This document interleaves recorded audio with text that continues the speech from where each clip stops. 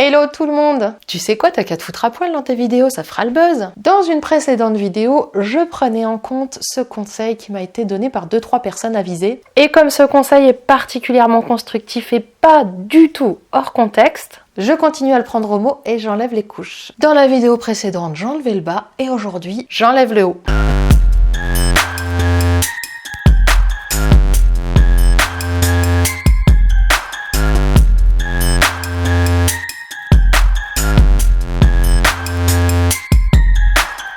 On continue donc à parler de dégarnissage. Et le dégarnissage, je vous rappelle que ce sont toutes les actions qui vous permettent de mettre le bois de votre siège à nu pour pouvoir refaire un siège tout beau tout neuf. Lorsque j'ai retiré le bas, j'ai retiré toutes les agrafes et les semences qui étaient en dessous de cette chaise fatiguée. Les semences, ce sont les petits clous à tête plate que les tapissiers utilisent pour accrocher leur toile. J'ai donc déjà retiré le bas, maintenant je retire le haut. Ouais, j'arrive à dire ça en gardant mon sérieux. Première chose à faire, c'est bien sûr de retirer tous les clous et le tissu.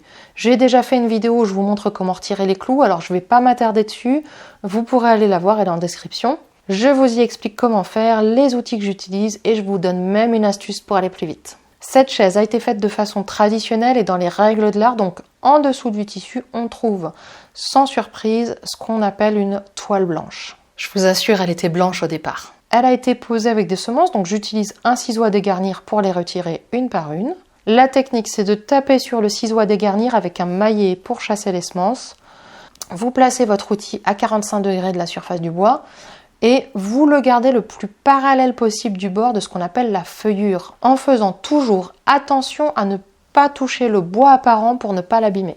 La feuillure, c'est la partie du bois sur laquelle le tapissier va venir accrocher ses toiles. En fait, elle est entièrement recouverte par le tissu et les clous une fois que le siège est terminé.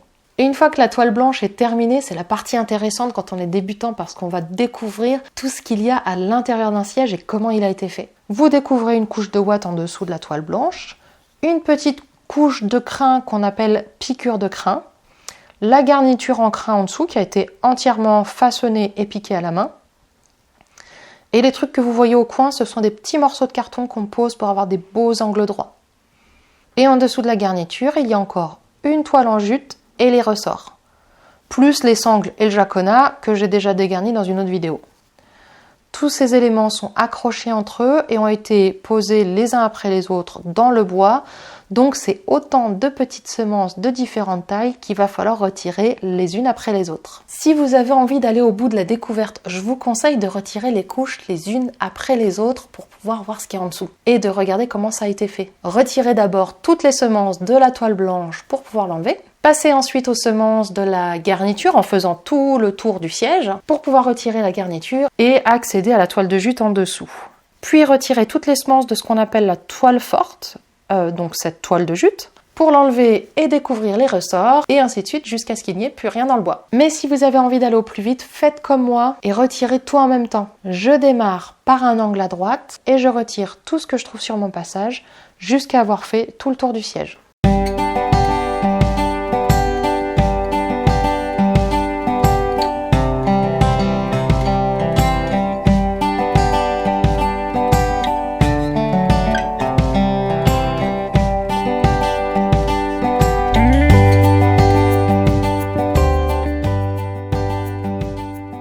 Le but, c'est de retirer absolument tout ce qui est dans le bois. D'ailleurs, une fois que tout est retiré, refaites un tour du propriétaire pour vous assurer qu'il ne reste rien. Sinon, ça risque de vous embêter quand vous passerez à la suite. Et voilà, vous vous retrouvez avec la structure en bois nu d'un côté et les entrailles de votre siège de l'autre. Il n'y a plus qu'à nettoyer tout le bazar et vous êtes prêt à refaire un siège tout beau, tout neuf. Et si vous avez aimé la vidéo, mettez un j'aime en dessous et abonnez-vous, comme ça vous en aurez d'autres. Et si vous avez envie de m'aider, vous pouvez me dire dans les commentaires ce que vous voulez apprendre dans les prochaines vidéos. Tuto Clérem, c'est tout nouveau, alors c'est le moment de vous exprimer, parlez-moi de vos sièges. Allez, vous me parlez dans les commentaires en dessous là. Dans tous les cas, ne partez pas sans profiter de ma méthode pas à pas pour redonner vie à un vieux siège en quelques heures. Ça vous permettra d'aller plus loin, d'avoir des tutos et des vidéos plus complètes sur comment mettre le bois à nu, comment poser de la mousse, comment poser du tissu et comment refermer le travail avec une liste de tout le matériel et les outils que j'utilise. Ça se passe en description et c'est cadeau, servez-vous. Allez, à plus!